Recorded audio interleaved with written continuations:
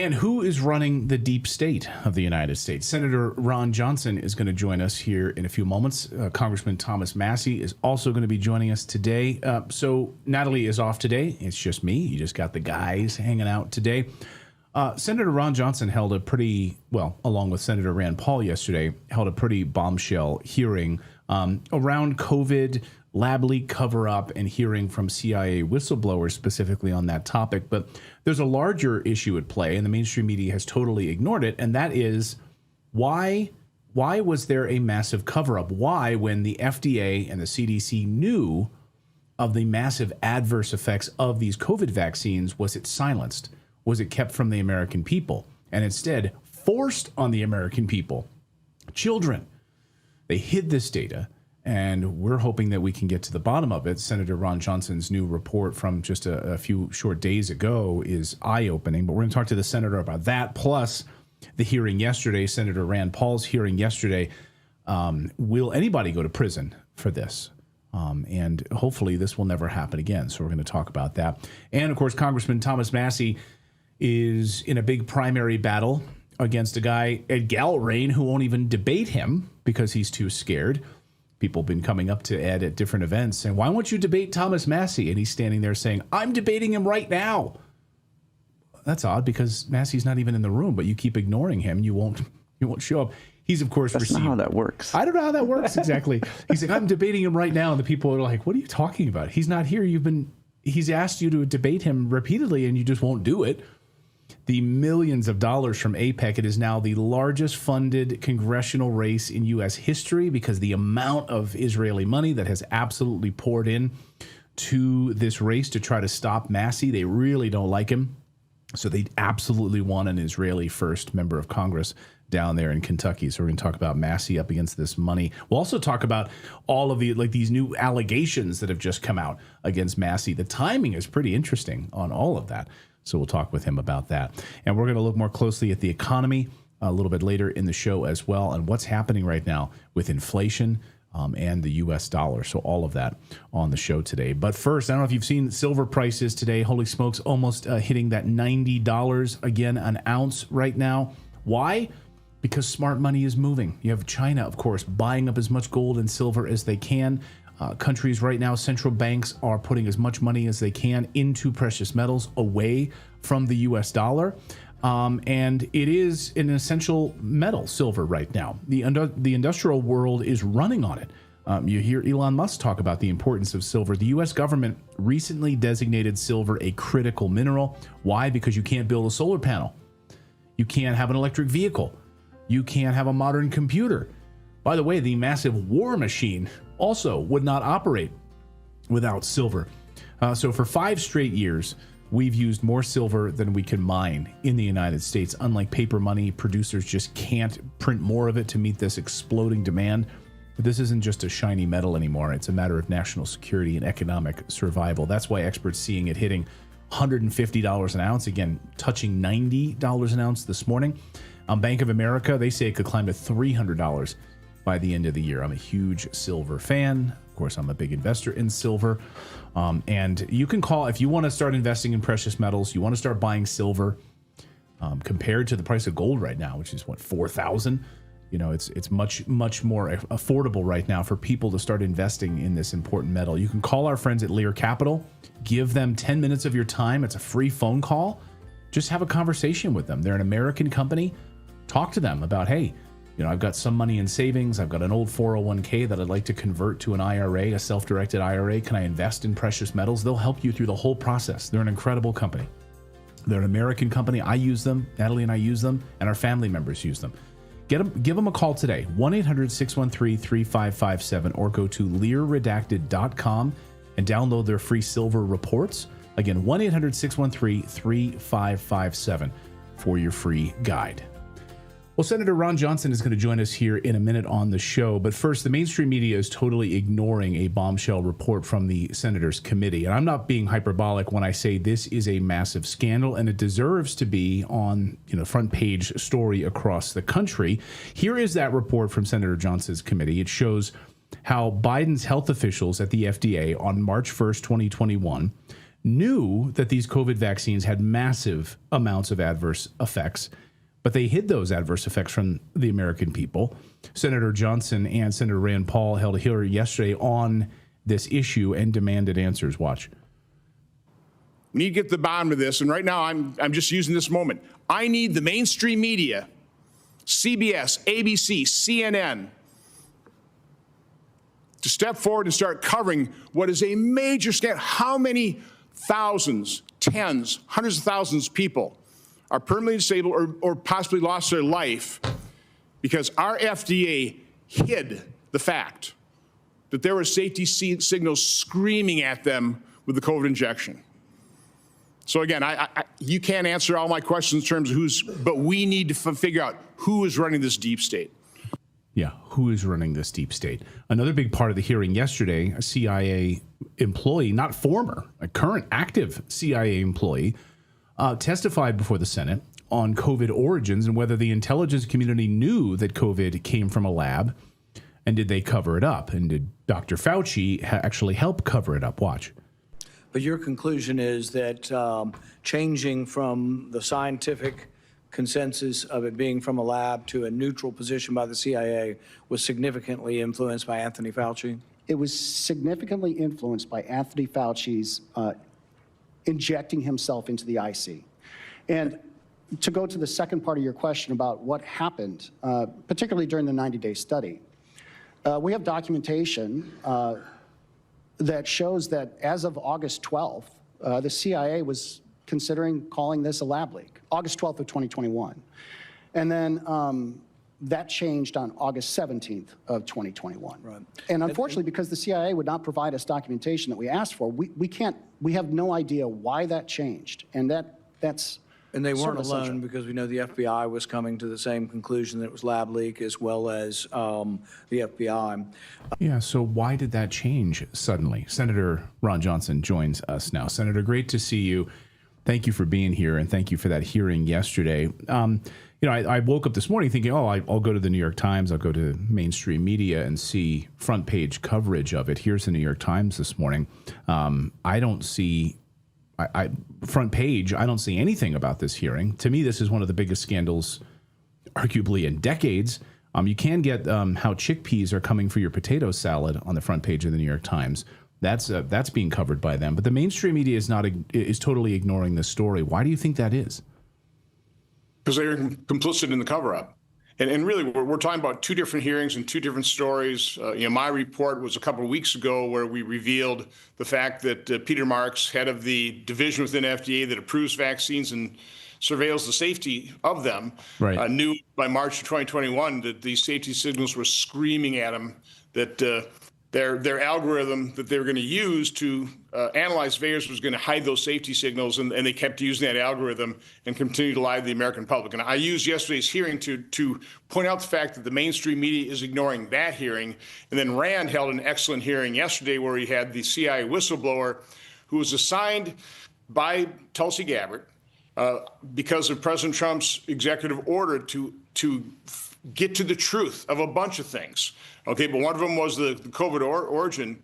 That group inside the Office of the Director of National Intelligence could not get information from CIA. CIA obstructed their efforts. They spied on their computers of the people working in that group that Tulsi Gabbard set up. But the main thing that was revealed here is that the CIA, the scientists they used were fed them by Fauci.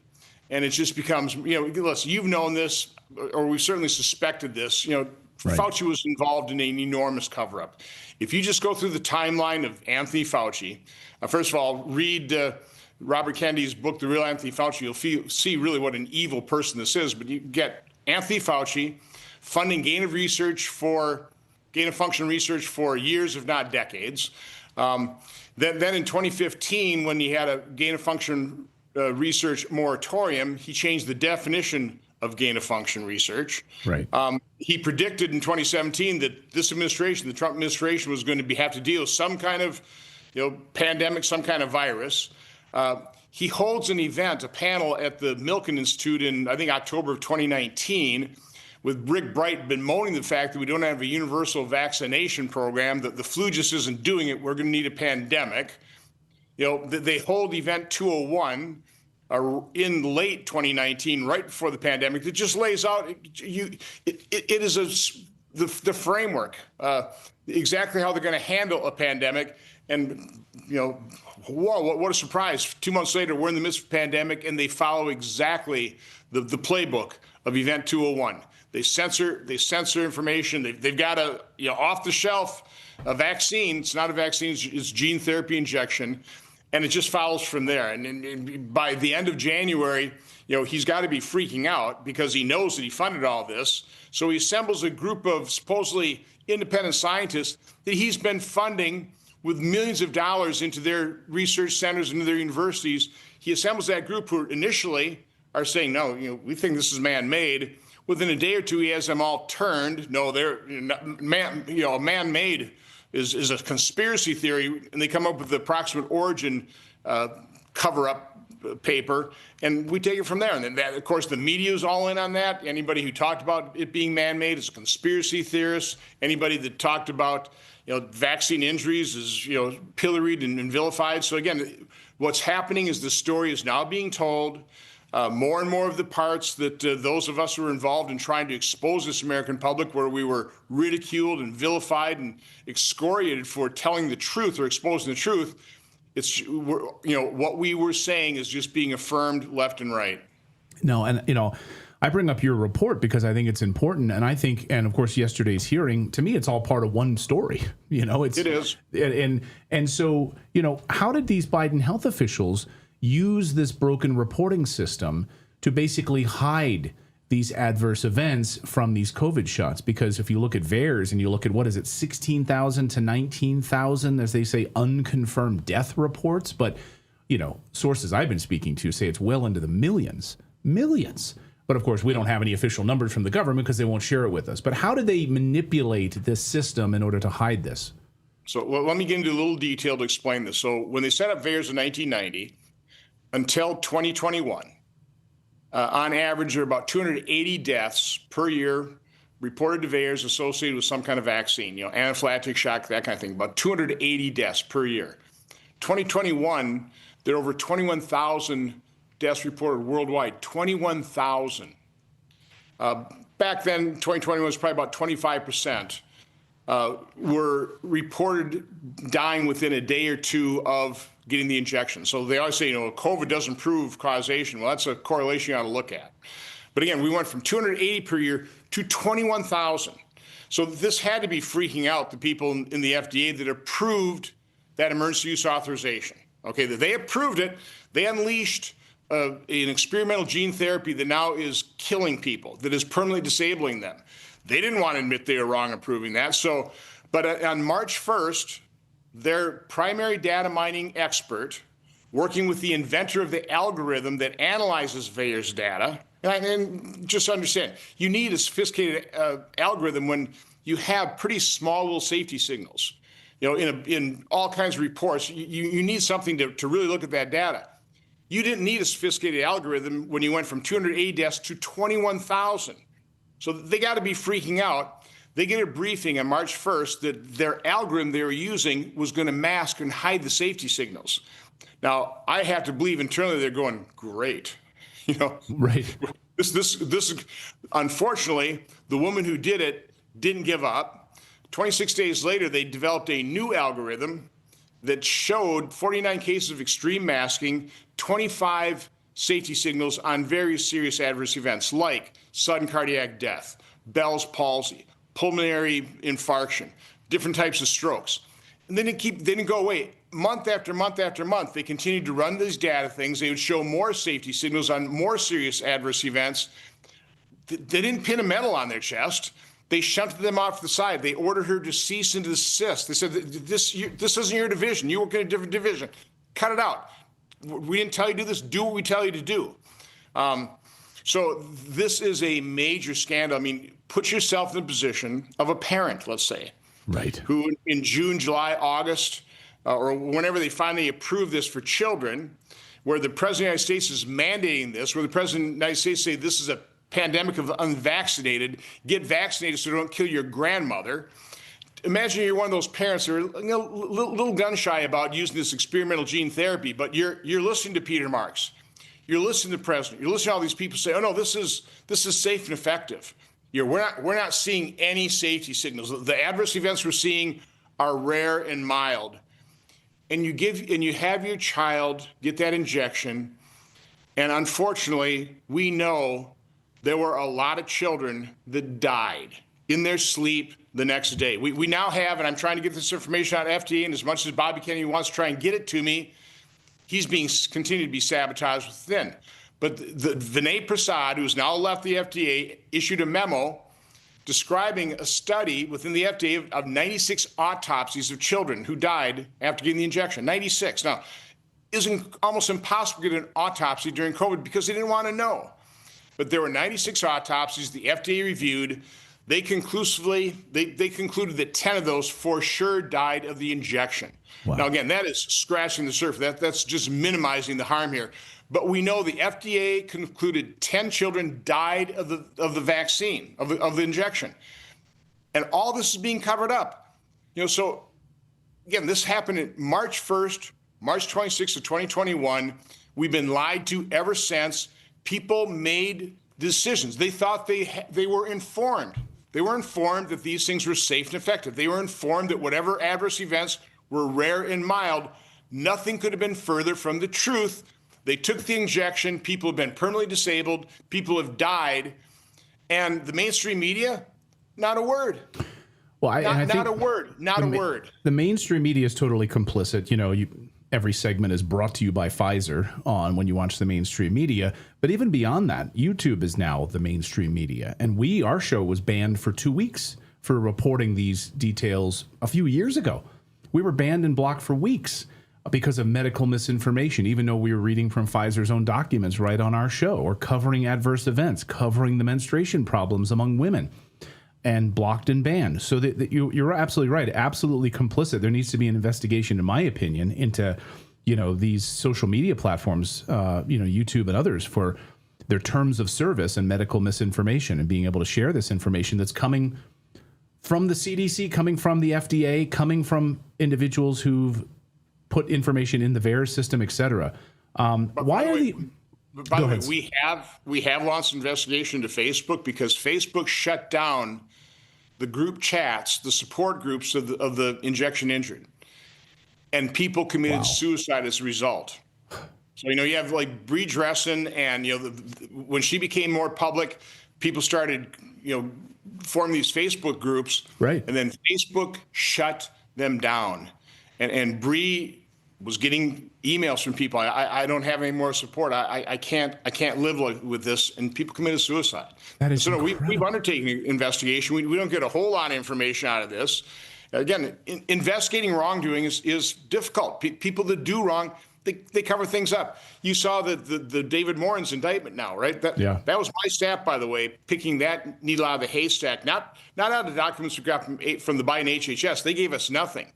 But we went to the universities, and this was a university in Texas, 115,000-page document production. My staff heroically picked that one email from David Morin saying that I've got a FOIA lady. She has shown me how to make emails disappear. If you want to send me something sensitive, send it to me Gmail. Now, we made the Biden HHS IG fully aware of that. They did nothing. It took Trump to come in here, kind of clean up that IG office where they took that email seriously. Now they've indicted Dr. David Morin. But again, this is just scratching the surface. I mean, imagine all the people in the FDA that were involved in the cover-up of the serious adverse events that they knew. Yeah, it's unbelievable.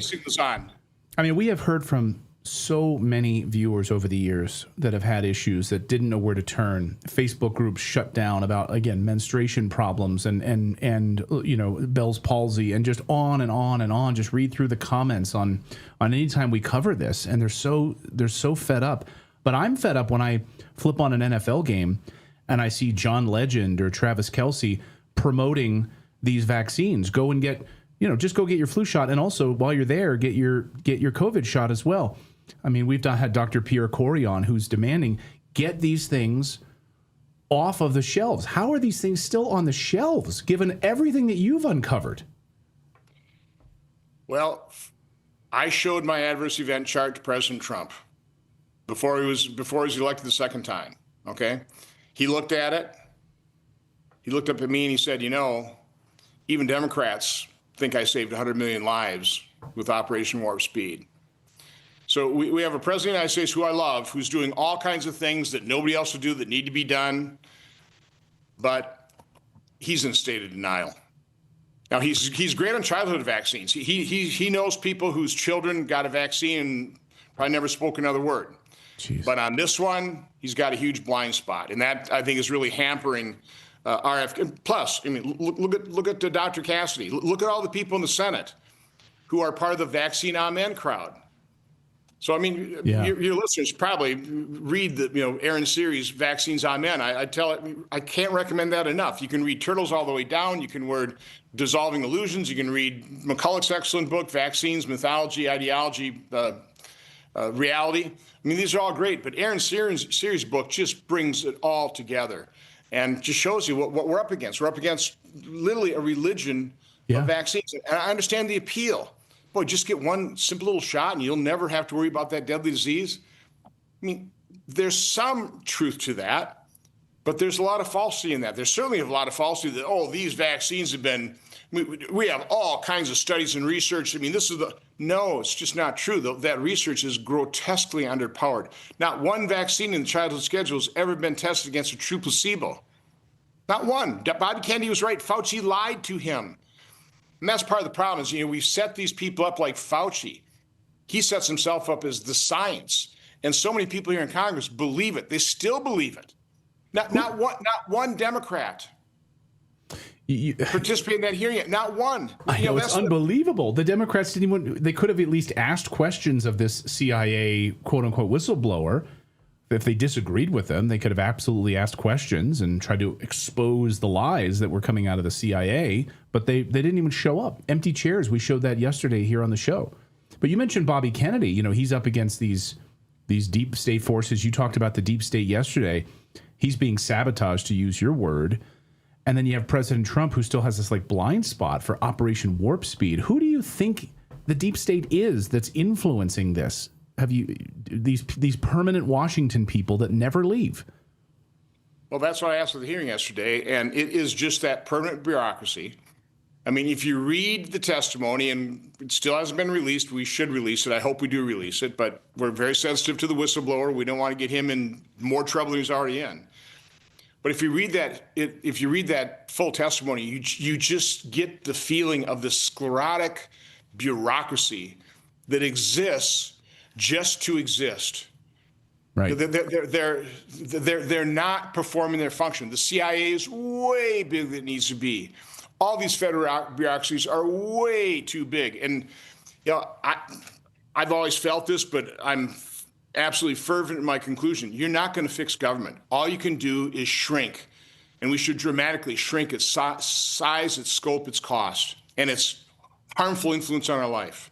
I mean, when you've got a federal government agency who is tasked with approving vaccines and then surveilling the safety system, make sure that what they've approved doesn't start killing or harming people, and they do the exact opposite. They lie, bold-faced the American public.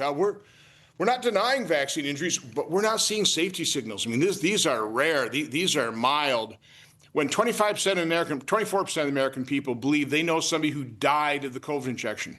I mean, that's a stunning poll, and they're still denying it. These people in these agencies, and again, I love Bobby Kennedy. He's trying to do everything he can, but he has to be being undermined and sabotaged from within. All these bureaucrats, they look at whether it's the Secretary of a department or the President of the United States, this too shall pass. We can wait them out. So, they come in, I'm sure they schmooze with the Secretary or they schmooze with the President, and then they go back and they go, well, we'll slow walk this sucker. We'll give him some. Josh Hawley had a great moment. We passed a law here for the intelligence agencies, for the bureaucracies to provide any and all evidence that they have on the origin of COVID, any and all. We got 5 pages from Avril, from the CIA director. Avril Harriet was, what's her name? senior moment. From 5 pages. Yeah. From Radcliffe? They had, our witness said, no, there were thousands. I got an 11 million page document from Bobby Kennedy. He finally got so disgusted with the people dragging their feet, providing me information on my subpoena. We got 11 million pages. My guess is there are tens, if not hundreds of thousands. I mean, we got 115,000 pages from one university when we're looking into this stuff, okay? So, again, the intelligence community is not accountable to anyone other than themselves. They're not accountable to President Trump. He issued an executive order that Tulsi Gabbard was trying to carry out, and the CIA undermined that, sabotaged that effort.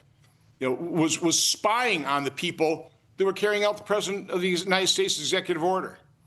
So this is, and unfortunately, we don't have enough members of Congress that are opening their eyes to this and are outraged. Members of the Appropriations Committee. I mean, they're the ones that have the oversight of the spending on this stuff. Why aren't they in their subcommittee hearings? Why aren't they providing the kind of oversight we need and demanding it? You're not going to get a dime unless you provide these documents to our oversight committees, to our subcommittees.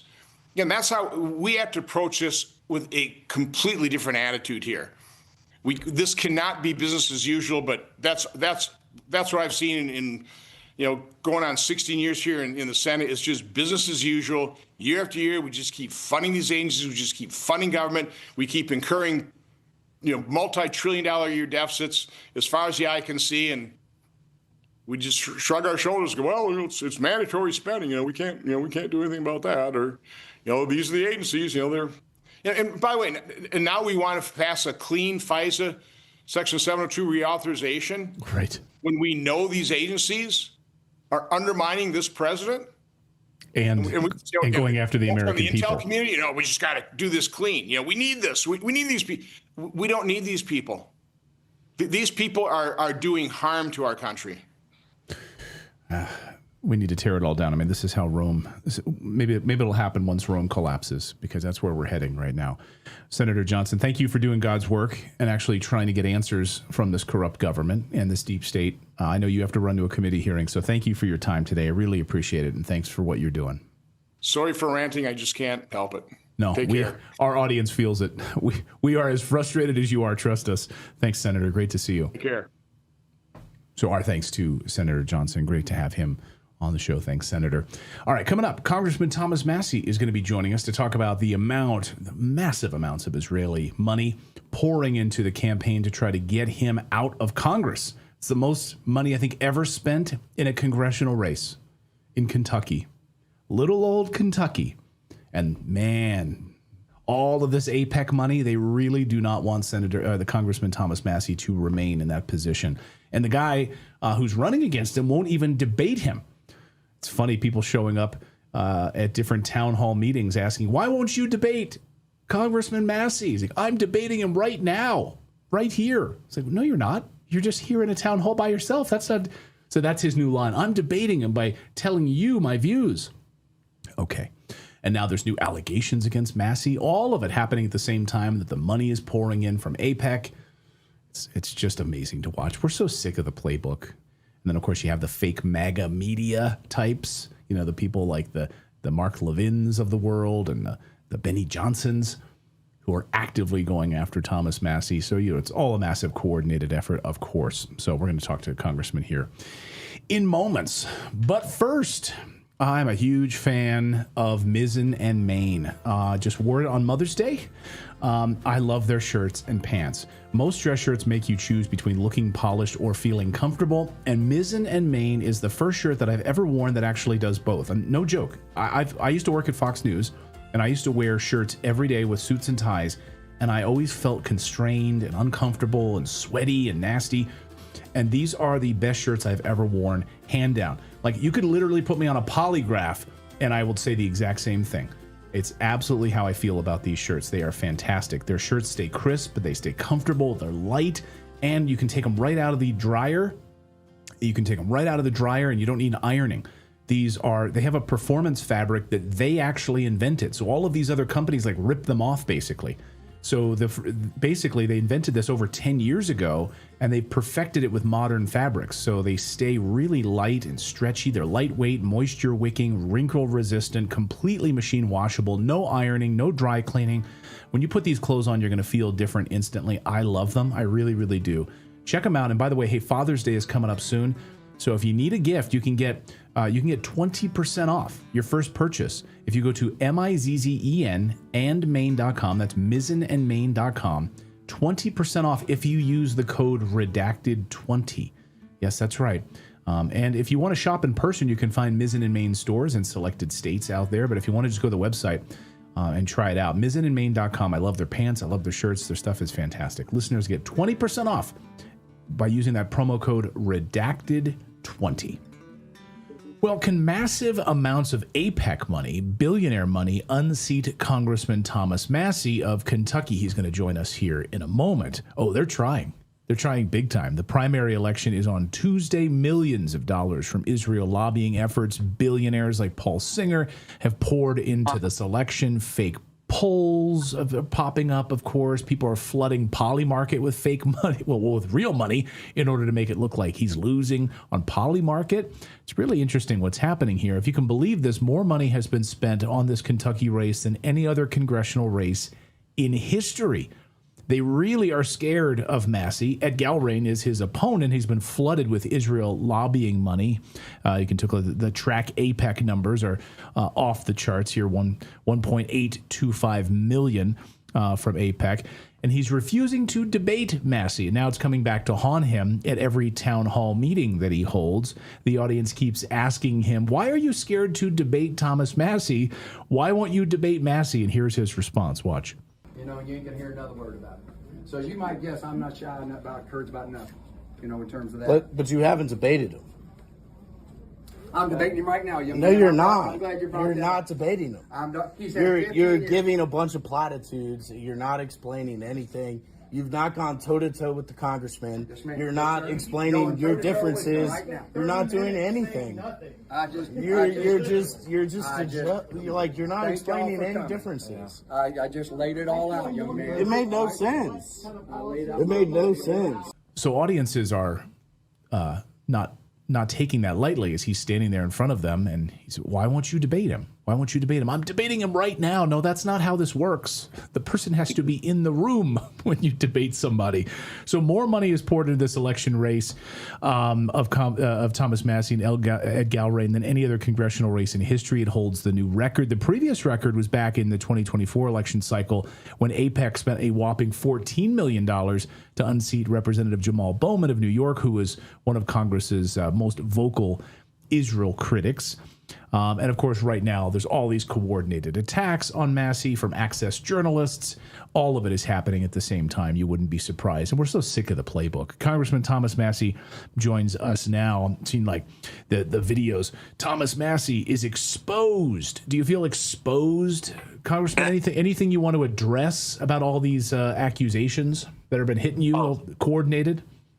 Well, it's, you know, if they say if you're taking flak, you're over the target, I must be sitting on the target because they are trying everything in the world. And if their polling was correct, the fake polling, they wouldn't be throwing in another $3 million here with just a few days left to go.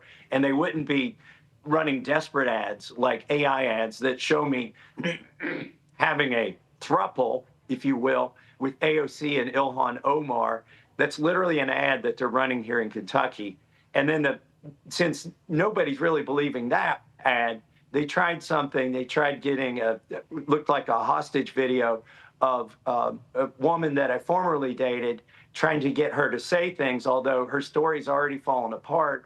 And if you look at the people who put that story out, it was the, quote, a deposition was taken by a guy, an attorney that I beat in 2012. I humiliated him in the race. He got like 2% of the vote in that primary in 2012. And then it was at the law offices of the guy that I humiliated in 2020, who got 19% of the vote in a primary against me. And it was first put on the internet by a guy who I beat in 2024. He got 12% of the vote. So 3 of my former foes who just got humiliated in these races came together to try to produce a hit piece on me in the last few days of the election, and it's already fallen to pieces. Why do you think that these access journalists in Washington, D.C., when I say access journalists, they put out, these types of stories because they want to be close to Trump and MAGA. They have their little media offices in DC so that they can sit down and have interviews with Representative Luna on a regular basis, like all of that kind of stuff. Why do you think that they didn't dive more deeply into the story before they released it? Well, they're getting paid. 2 things. They get access, and that's important to them. That's why Fox News won't have me on. I've been blacklisted on Fox for 18 months. Because they want to have access to Speaker Mike Johnson. They want to have access to the president and the cabinet. And they think they can curry favor, and they do curry favor, by saying pejorative things about me and keeping me off of TV. And, that's an effective tactic against me in this Republican primary. One of the other things is they're getting paid. And we already know this. And this isn't tracked, though. When we talk about the $30 million spent in this race, and more of that spent against me than spent for me, that's not even counting the checks that go to the influencers that aren't disclosed. By the way, today I introduced a bill called the AIPAC Act. You'll see this come up. Nobody knows this. I'm debuting it on your show right now, which would make AIPAC subject to Foreign Agent Registrations Act. For some reason, they're immune right now. And I think not just the money that's spent in politics, but the lobbying that happens on Capitol Hill should be reported if it's a foreign country, whether it's Great Britain, Australia, Turkey, Qatar, or Israel. It needs to be reported. By the way, I've never seen a lobbyist for Great Britain. Yeah, I haven't either. And the amount of money that goes to these influencers, it's really interesting. You'll see them sort of all, publishing the same attacks online almost simultaneously, or they'll release videos. They're all on the same page, and it's like they're receiving talking points. They should have to disclose that they're receiving this money, right? Yeah, when I do a commercial, and I've said this so many times, when I sleep, I think about it. I'm Thomas Massie, and I approve this message. I'm Thomas Massie, and I approve this message. That's either at the front or the end of every commercial I do. And when I send out a piece of mail, it says who did it, and, my campaign, Thomas Massie for Congress, approved by Thomas Massie for Congress, paid by. And we need that. I believe we should have that same sort of truth in advertising on social media. Because if it's a good idea in the other outlets, it would be a good idea on social media, particularly because so much of it is foreign money. I remember all of these complaints about election interference, fraudulent elections, and the Russians being involved, and who else being involved. But really, the elections are being influenced online. But here's the remarkable thing, Clayton. What is the demographic that I do the best with? The people who are watching online, right? They're not buying it. That's the great thing about social media, is you can reply. And I do like this feature on X that shows the community notes. And I also like Grok. When you ask Grok, who's the most principled member of Congress, who represents the Constitution in Washington, D.C. more than anybody else, I think even if you ask Grok who he would vote for, or she, Grok answers me. So, we do have, at least with social media, there's the opportunity to push back. And of course, some of those algorithms are getting swayed as well, depending on the platform. But we're winning the argument wherever we can have a voice, which is on social media. And that's why I'm winning so many young voters. And when I say young, I apologize if I include myself in that. I'm 55, but young to me is anybody under 65. And I win those demographics handedly. Well, good. I'm 49, so thank you for calling me young. I appreciate that. You could be a young precinct captain in Kentucky, I think, in the Republican primary. What's interesting, when you look at the young vote right now, it seems like you're right. I mean, none of them are watching Fox News. And I'm curious how many of them are watching these access influencers, I call them the Epstein binder crowd. I just, I think, the emperor, those people have been outed tremendously. But for Fox News specifically, they're not making younger Fox viewers. Like, when I left Fox back in 2017 and then Tucker a few years later, the joke back then, they used to make fun of CBS News and say, oh my gosh, the average age of their audience is like 77 years old. Well, that's them now. Like, they're not making younger Fox viewers as far as I know. Maybe I'm wrong, but those are the people that are being sort of, as you pointed out, drip fed this like constant stream of like anti-Massie messaging. Right. Yeah. Not only am I blacked out from going on Fox for the last 18 months, and that started about as soon as I voted against Speaker Mike Johnson. In December, before Trump became president, there was also a push for the lame duck Congress to do a continuing resolution of Joe Biden's budget for many months, and I voted against that. I think that's when the con started, and then the Fox listening audience was banned from hearing from me. But not only do they ban me, they take every opportunity to say something pejorative about me. Whether it's Laura Ingraham, she's done a complete 180. I used to go on her show all the time. She loved me because I'm a true conservative.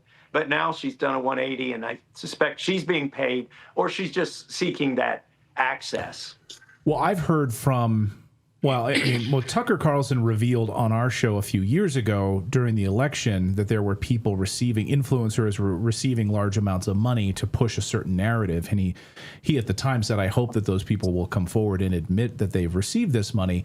I don't know that they have. And so I think they're probably still receiving this money and not disclosing it when they're pushing a certain narrative. But there's also gatekeepers inside the Trump administration that push, obviously, cabinet members and others to make sure that they're on Fox News, Susie Wiles and others, chief of staff, making sure that people, Fox, I don't know the answer to that, and I'm not sure if this is the case, but being told to Fox hosts and producers, like, do not allow Thomas Massie to come on your air. Do you think that that's the case? Oh, absolutely. And look, I haven't confirmed this, but I've heard that the Secretary of War, Pete Hegseth, is coming to intervene in my campaign. Look, dogs don't bark at parked cars. And the fact that you got cabinet secretaries that may be coming to my district to campaign against me during a war, the Secretary of War during a war, shows how serious this is to the global elites that I lose. And that's why it's so serious that I do win. If there's going to be any hope in Washington, D.C., if there's going to be any voice, anybody that ever challenges the narrative, whether it's on war or whether it's on immunity for companies, whether they're data centers or whether they're pesticide manufacturers. Look, there's all kinds of cronies that, not just the foreign influence cronies, but corporate cronies on the meat packing industry. And you'll see occasional fake fights where Republicans may engage in a fake fight, and then I show it's all fake. And that's why they hate me for breathing air in the swamp. Right. Because it's one big uniparty. And when you call out the corruption machine, they don't like that because they've been duping the American people for so long that we have to follow along with this. Ed Galbraith won't debate you. He hasn't debated you. He says that his line now that he's been saying at multiple town hall meetings when people call him out, they're saying, why won't you debate Massie? His line is, I'm debating him right now.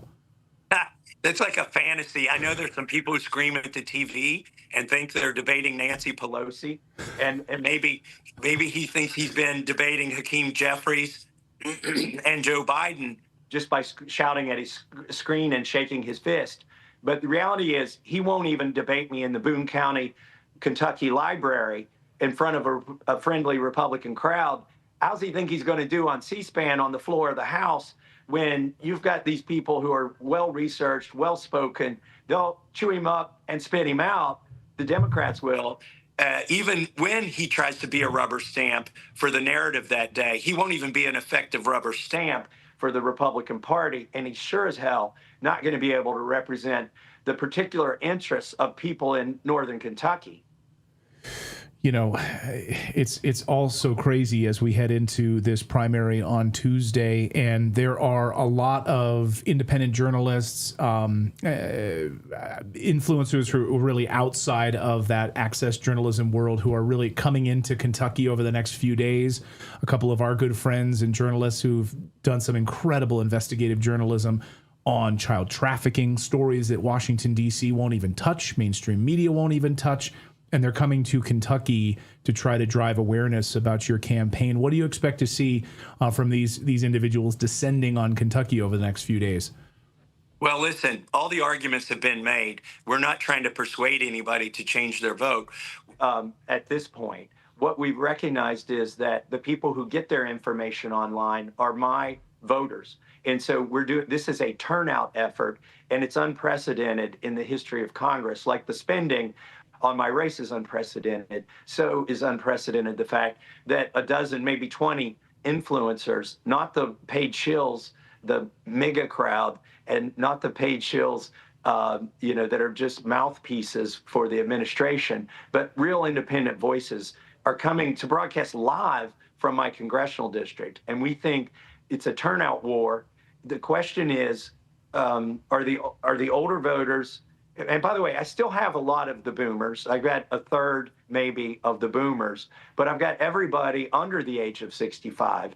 And that's where we need to get the turnout. And I think the influence campaign is going to be great because we have early voting in Kentucky. It started today, it's tomorrow, and it's Saturday. And then we take 2 days off, Sunday and Monday, and we vote on Election Day, May 19th. And that's when it will be decided. And incidentally, Clayton, my staff just walked into my office today and said, boss, one of my staffers, actually the one who wrote the Epstein Files Transparency Act, he said, boss, do you realize your election day is the 6-month anniversary of the passage of the Epstein Files Transparency Act? Wow. And I said, you have got to be kidding me. Give me a calendar. And sure enough, November 19th, which is 6 months to the day from May 19th, which is my election day, was when we got the Epstein Files Transparency Act passed. And just really, if you're a Star Wars fan, I feel like, for many of my years in Congress, I was in the trash compactor inside of the Death Star, but I finally got an X-Wing fighter and got one of those proton torpedoes into the exhaust chute of the Death Star. And that's what the Epstein Files Transparency Act is. It just, in the movie, the Death Star blew up instantly, but in reality, it's taken a while for the fissures to show up in the Death Star. But I think, as long as there's somebody here to keep pursuing the Epstein Files Transparency Act and other issues like that, transparency in the deep state, I think that the Death Star is going to come apart, and you're going to see a real change in this country. We can save it. Yeah, I think there's a few bright lights out there, and that's one of them. So all eyes on Kentucky, Congressman, and the amount of money. One last thing before I go. Yeah. Now we're talking about money. Massie, moneybomb.com, MASSIE, moneybomb.com, no spaces, no dashes. That we've raised $2 million there, $20, $50, $100 at a time. We have tens of thousands of donors who've given in just the last 10 days. That in itself is a record for congressional grassroots fundraising or Senate grassroots fundraising. Nobody's ever done that. I joke that Mike Johnson can't raise that much money, and he's got 200 votes to sell. It's crazy, the money. Real quick before I let you go, I know you got to run, but this whole poly market scandal, I want to educate our audience on this a little bit. So you have like Kalashi, which is another like trading platform, like a betting platform. They can bet on like, hey, who's going to win, Massie or Gal? That one shows you well ahead. Like the Kalashi platform shows you well ahead. But somebody, some billionaire or millionaire, likely put in a lot of money into Polymarket in order to drive your odds down. So then people were sharing that headline yesterday, like, look, Massie's plummeted on Polymarket, not realizing that, well, all of this money, this money that's been poured into this campaign, they must have forgot that Kalashi existed. They thought everyone would just talk about Polymarket, and they forgot that this other platform existed where maybe actual real money is chaining hands. Anyway, just your thoughts on this Polymarket thing before I let you go. Yeah, sure. I watch Kalshi and Polymarket. The same thing happened when the president visited my district a couple months ago. Our stock plummeted. And then as soon as my opponent got up there and sounded like he was going through puberty, he went, fight, fight, fight. The stock went right back up, and we saw the same thing with this fake scandal yesterday. But remember this: those are betting markets. Right. If the betting market shows me up 60-40, it doesn't mean I have a 20% lead. It means there's a 40% chance I'm going to lose. Yeah. And so, and this is a very close race. It all comes down to turnout. If you're watching this show, and Kentucky's closed primaries. So Democrats and independents can't vote in my race, although I'd probably get every independent vote in the congressional district. Go get one of your family members, if they're registered Republican, to go vote in this race. And if you're not registered to vote or registered to vote Republican, or if you live outside of the state, call somebody in Kentucky. Tell them to get their butt out there. They can vote today, tomorrow, Saturday, and then Tuesday. We have a lot of Kentucky viewers who watch our show, so it's all eyes on Kentucky. Congressman, good luck to you. Thank you so much for your honesty and what you do in Washington, and being that bright light inside the Death Star. We appreciate it. Thank you, Clayton. Good talking to you. Thanks, Congressman. All right, good luck to the Congressman.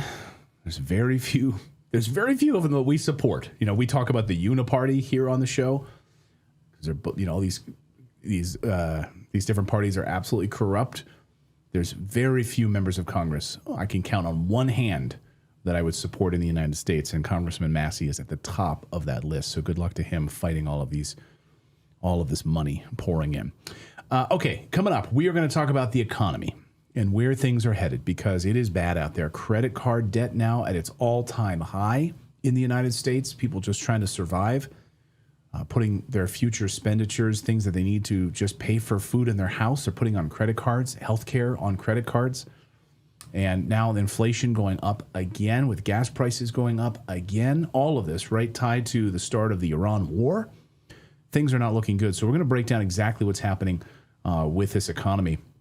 Coming up with friend of the show, Kevin Demerit, who's been watching this very closely, and this, of course, move out of the U.S. dollar and what that means. So we're going to talk with him in moments. But first, I want to tell you about our friends at Shopify, because guess what? When we started this show a few years ago, maybe 5 years ago or so, it seems like it's hard to figure out on your own. Like, how do you build a store? How do you, I'm interviewing, members of Congress. I'm doing all of this, but how do you work with getting your logos set up? How do you get a storefront set up? How do you do all of it? It was overwhelming. And that's why we turned to Shopify, because Grim on our team, he built our Shopify store so easily. He was able to take his designs, his graphic designs, and build out the Shopify storefront and allow, viewers around the world, if they wanted to buy a shirt or a mug or anything, they could do it very, very easily, because they handle everything. That's the thing. Shopify handles everything. Setting up your storefront to handling all of the back end, the payment processing, all of that can be handled right through Shopify. It's almost like you have a full marketing team behind you to create emails, social media campaigns, all of that. It feels like that when you work with Shopify. Shopify has incredible customer service, and they are 24/7 customer service. So if you're stuck with something, maybe a product isn't showing the way that you want, you can talk with their award-winning customer service 24/7. So at 2 a.m, if you've got a problem, you can work with them. What I love about them, though, is if you have an idea and you want to take it to the market, you can get a Shopify storefront set up in 10 minutes. Like I said, last summer, my son and his friend wanted to set up a water gun store. They're like, we want to start a store. So the easiest part of their whole journey was setting up the store. The harder part was trying to finding places, to get water guns that they could do, but setting up the storefront, creating the logo, getting up and running. He came to me, he's like, Dad, look at this. I got our store set up. He did it on Shopify, and he did it in no time. The great thing is you can try it just like my son did, $1 per month trial. If you go to shopify.com/redacted, $1 per month trial to see how it works so you can get a handle on it. Go to shopify.com/redacted. That's shopify.com/redacted and get started today. Start your business today with the industry's best business partner, Shopify. Well, Americans keep hearing that inflation is under control. The economy is strong, but for millions of people, it doesn't feel that way at all. Grocery prices are sky high. Insurance costs are soaring, and Americans are now carrying massive amounts of credit card debt. New report out this week showing delinquencies up to an all-time high. Families are increasingly relying on debt just to keep up with everyday living expenses. At the same time, investors right now are watching precious metals markets closely as concerns continue to grow over inflation, the weakening purchasing power of the U.S. dollar. Hell, Alaska just became the latest state to now allow gold and silver as a legal tender in that state, moving away from, even U.S. states are moving away from the U.S. dollar. Meanwhile, the Federal Reserve appears trapped between trying to fight inflation, trying to prevent a deeper economic slowdown right now. Consumers are feeling squeezed from every direction. Heck, Costco just rolled out new buckets of wine. Yeah, but that's how bad things are getting, because like new lockdowns are probably coming, so they're going to sell buckets of wine now. What the hell is going on? We have a lot to unpack today in the U.S. economy, so many moving pieces, and I know someone who watches it very, very closely is our good friend Kevin Demerit. He's the CEO of Lear Capital, obviously very close to the precious metals markets, and that's what you guys do at Lear from silver and gold. But man, Kevin, I just want to start maybe talking about this debt right now and this latest report about credit card delinquencies. The percent of balance 90 plus days delinquent by loan type, and you can see credit cards now skyrocketing to an all-time high for delinquencies. People just putting like basic necessities on their credit cards. Yeah, this is the same thing we saw back in tops of markets. 1999, 2000, you saw credit card debt skyrocketing, delinquencies were skyrocketing.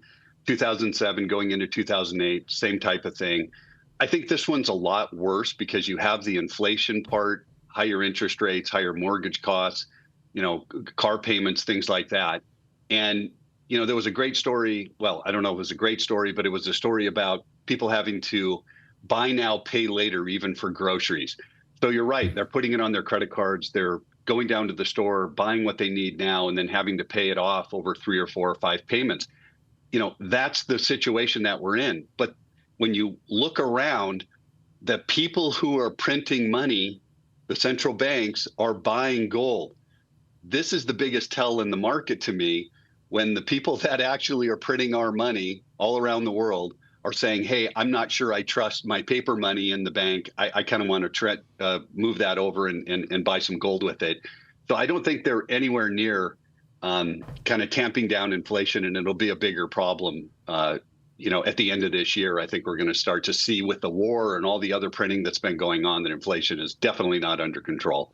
We just had a guest on this week who said, I'm imploring your audience, please protect your families and get some precious metals, and make sure you own tangible things right now.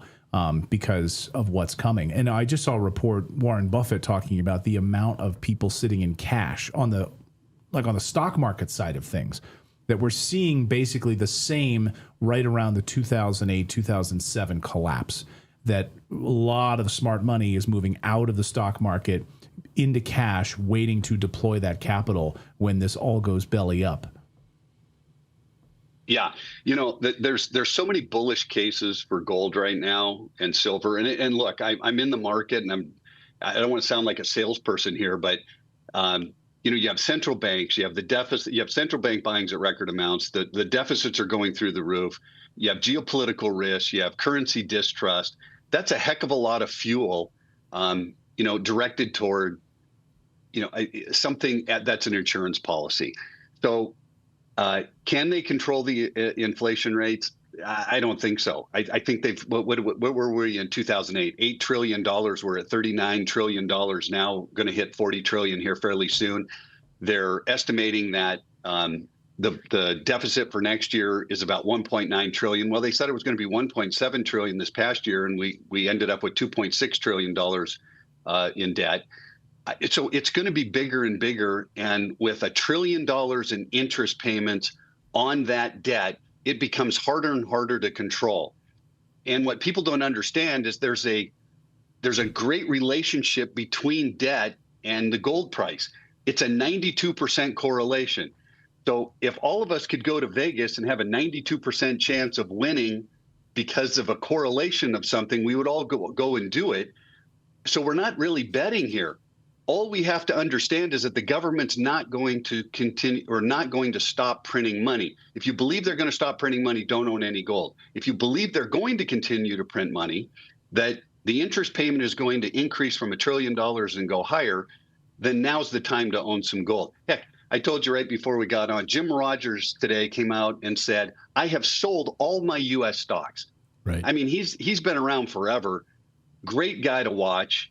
And just has completely sold everything, which is really against what his diversification strategies and everything have been for a long time. So I believe there's something coming. I can't tell you exactly what it is, but it feels like there's another black swan event going to be around the corner for us at some point here, and just trying to get people to prepare with some portion of their portfolio in precious metals or some other assets that would be, a great hedge against what's coming.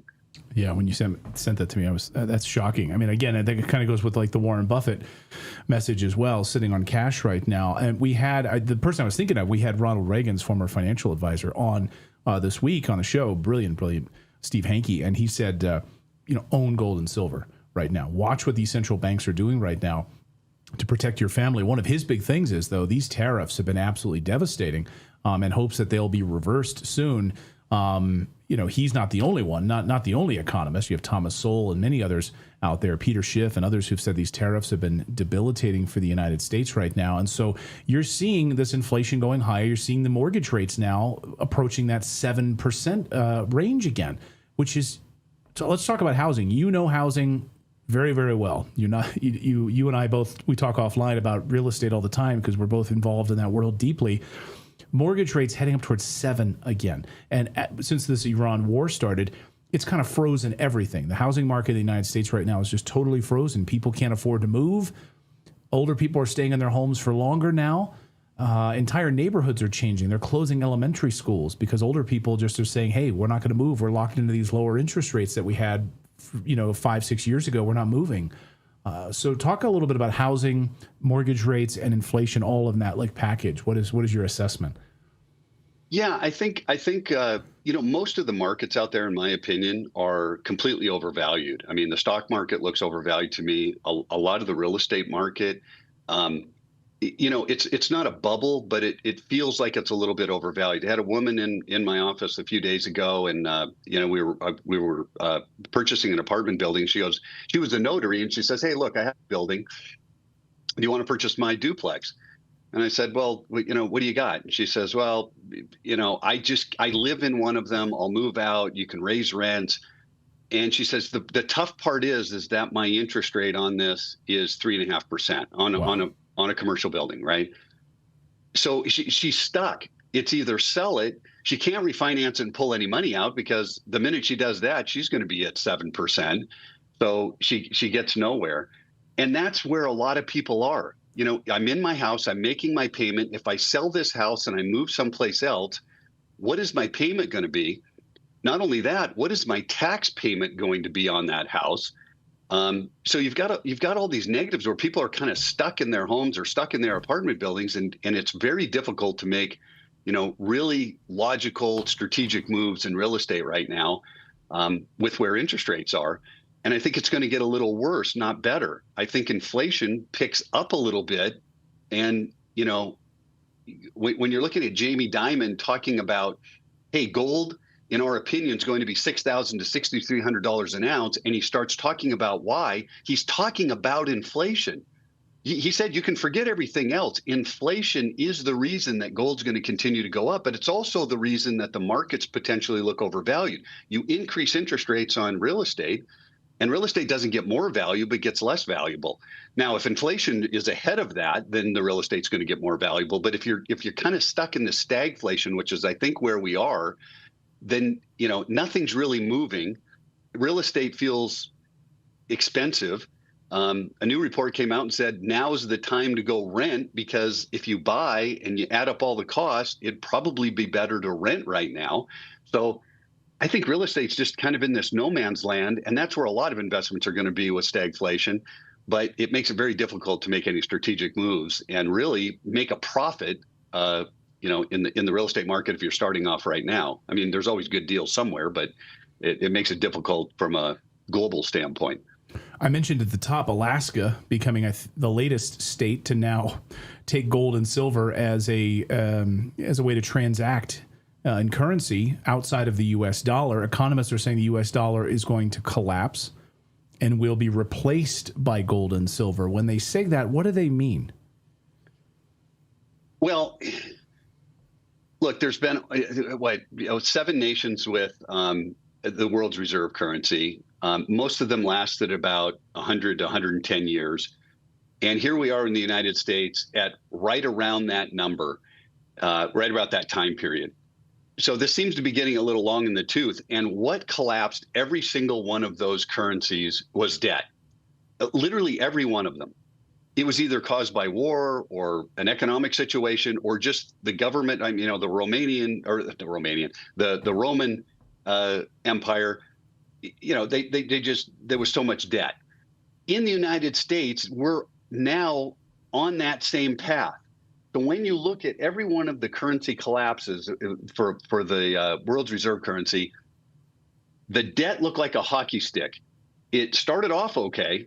And then you look at from 2008 at $8 trillion and today where we are at $39 trillion, that's the hockey stick. And people are getting extremely nervous. So what's the dollar going to be worth? And is there any, or are there any players out there that could take that over? Well, you got China, you've got a lot of different countries that want to do it. But when you combine the countries and you have the BRICS situation, I think that's got the best chance of possibly taking over the U.S. dollar. You've got a real contender there. And so the states here in the United States, central banks around the world are saying, look, the dollar just is not what it used to be. They're not fiscally responsible. They're not controlling this debt. We think it's going to get worse. And so we put a whole report together on this that we can give away, at the end here, which is what JP Morgan's talking about is debt, so much debt. And it's not just the United States, it's all around the world. All of these countries are printing a bunch of money. And so what is that going to do for the money you can't print, right? What's that going to do for the gold price? I mean, it's like your other guests are saying, you put an increased demand on a fixed supply, which is basically gold, and the increase in supply is all this paper money that's being printed. What's going to happen to the price of gold? That's JP Morgan's premise on it and where they came up with the $6,000, $6,300 projection that they have at the end of this year, by the way. And here we are at $4,500, $4,600 gold. Yeah, I was just going to check gold prices today. That's crazy. So they're saying 6,300. That's crazy. And just looking at gold prices today, it's again, and silver also. So let's talk about silver here before we let you go, Kevin. So silver price is getting close, touching that almost $90 mark, and projections of 150. I've seen $150 an ounce from I forget who made that projection. $150 an ounce, probably. Oh, Bank of America, I think, has a $150 projection for silver. So where do you see, what's the biggest play right now? If someone wants to start investing, whether it's gold, whether it's silver, what do you recommend right now? Silver still less expensive for sure. Well, yeah, it is. And, the gold price came down from about $5,200. Silver prices came off around $110. I kind of like them both right now. I prefer silver a little bit more. So if I was going to put a portfolio together, I would say 60-40 with the silver being 60%. Just because that market still has a 200 million ounce deficit. We're short 200 million ounces per year from the solar industry and everything else on the industrial side, plus what's happening on the investor side. But just how crazy is it? I mean, when you and I started, we were talking about silver and it was $26. And I would get people calling and saying, it's not moving, it's not moving, it's not moving. And then here we are a few years later at almost $90 an ounce and, the high of $115 an ounce. So I think the silver market over the next couple of years, Bank of America is probably right. About $150 an ounce would cause the silver industry to then mine some more silver. So here's the biggest problem in silver, Clayton, is 80% of the silver that's mined comes from mines that don't mine silver. They mine gold and silver's a byproduct. They mine aluminum and silver's a copper, whatever it is. that's a byproduct. 20% of the mines actually mine silver for the specific reason of just mining silver. So when you have this increase in demand, 80% of the market doesn't care what the price is because it's just a byproduct. It's not their business. Only the 20%. So you get a high enough price, and that 20% will then start, producing some more silver, creating more mines, which are incredibly expensive, and they take 3 to 5 years minimum just to even get the mine up, not even running, just get through the process with the governments and so on and so forth. So you have this supply constraint with this ever increasing demand because green energy is not going away. So solar is probably going to continue. Where's that price have to be? It just looks too low at 90 and about right at 150. Well, I'm glad I continue to buy it. So I think my portfolio with Natalie and I, it's about 60-40. We continue to buy about 60% silver, 40% gold. And that's what we do with our kids as well, making sure that they're protected. And every month we meet, we grab the kids, even if they want to go out and play with their friends. We're like, you're going to sit down and we're going to show you the portfolio here, understand the purchases of silver, understand how this all works, and try to educate them on that. And I hope people do, because the US dollar is in a free fall right now. So people can get that report. Yeah, you mentioned a report that people can grab if they want to go to LearRedacted.com. And they can also call you as well to get this free $6,300 gold report that you guys put together. How can people call you? Yeah, just give us a call at 1-800-613-3557, 800-613-3557. And we always do something special, for your program. So anybody who calls, we still give away the $500 in account credits that you can use if you wanted to create an IRA. We pay all the IRA fees with the credit, shipping and handling, and the insurance to get metals to you. You can use that $500 credit in your account. So when you call, just make sure you mention Redacted, and we'll include that into the account automatically. Awesome. Thank you so much, Kevin. Always great to check in with you and get a pulse of where we're headed with this economy. And we'll be watching what happens in China, because there's going to be a lot of movement on currency and gold and silver with this trip to China. It's crazy. We just saw videos of Miriam Adelson in China with Trump. Like, what? You got the heads of Blackstone, Visa, and everyone is there right now. So, and China is the one, arguably the biggest buyer of gold right now. So, I don't know, man. It's crazy what's happening with the BRICS currency. Final thoughts, Kevin? Anything you want to say on that? No, I think it's going to be extremely interesting. I would highly recommend people get this report, because I think it's one of the strongest reports we've put together in the last couple of years. A lot of great information on the institutional side. People who never talk about gold. You never hear really JP Morgan talking about gold. So they've got some great information in there that I think investors will really appreciate and, hopefully react on. Great. Yeah, totally free. So grab it at LearRedacted.com. Kevin, great to see you as always, my friend. Have a great weekend coming up here, and we'll talk soon. You bet. You too. Thanks for having me. Our thanks to Kevin for joining us as always. Great to really get an understanding. I'm not that smart when it comes to understanding all of these moving pieces right now with this economy, because you can hear different economists economists across the board that we trust here on the show are all telling us the same thing. We are heading for disaster. There's no two ways about it. Unless you work at the White House, like Kevin Hassett, who goes out on the front, on the walls, it stands on the grass and he does Fox News hits and he talks about how great things are. When he's asked direct questions about gas prices are skyrocketing, Americans can't afford their homes, can't afford food, he's like, no, that's not really happening. He's like, you're just imagining that. Okay, sure. And when President Trump, I think this message is going to come back to haunt President Trump big time the other day in that soundbite when he was asked, about American suffering right now. And basically, he didn't care about that. He doesn't care about American suffering. He cares that Iran doesn't get a nuclear weapon. Okay. They aren't, they weren't planning to, but that's more important to him than Americans right now. So, but hey, we all have our credit cards. We can live off our credit cards. That's good for the economy. Exactly. Yeah, 21% credit cards. By the way, these are the same people head of Visa on a flight to China with President Trump. So Americans are paying well over 20% interest on their credit cards, and the head of Visa is on the flight with Elon Musk and all of those other people flying to China for the meetings with Xi Jinping. So, that just goes to show you where the priorities are right now. Imagine if President Trump was like, no, the head of Visa is not coming on my flight, until you lower your interest rates for the American people. Then maybe we'll have, maybe then you can join me on Air Force One to get a nice taxpayer-funded dinner on your trip to China. Unbelievable. These politicians. And the Uniparty, one big corrupt mess. Anyway, hey, we want to tell you about our, what should we tell them about? Redacted newsletter.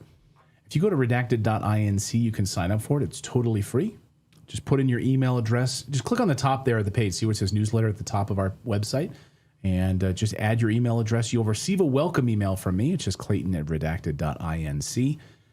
And then when you get that email, it might show up in your spam folder or some other spot. You just need to click confirm that you want to receive the newsletter. So we do a double confirmation so that you don't receive spam. And we publish our newsletter Monday through Friday. So it's in your inbox first thing in the morning when you're over drinking your cup of coffee. We try to cover the stories the mainstream media ignores. So redacted.inc. Well, that's going to do it for us today here at Redacted. Thank you so much for joining us. And Natalie had the day off.